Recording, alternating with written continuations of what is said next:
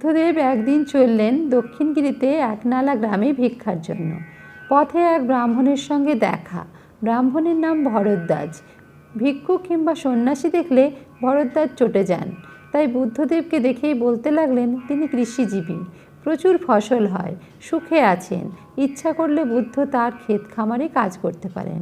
এর উত্তরে বলতে লাগলেন বুদ্ধ তিনিও কৃষক, তবে সত্যপরায়ণ মানুষের হৃদয় তার ক্ষেত, শ্রদ্ধা হচ্ছে বীজ, বিনয় লাঙল, ধারণা ফলক, মন জোয়াল, বীর্যই বলদ, আর এই চাষের ফল হচ্ছে নির্বাণ, যার ফলে মানুষ জন্ম জরা ব্যাধি মৃত্যু হাত থেকে মুক্তি পায়।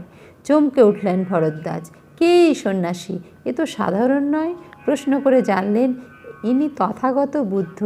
অমনি ভরদ্বাজের উদ্ধত শির নত হল বুদ্ধের চরণে, শরণ নিলেন ভরদ্বাজ বুদ্ধের। এমনই অপূর্ব ছিল বুদ্ধের লোকশিক্ষা পদ্ধতি।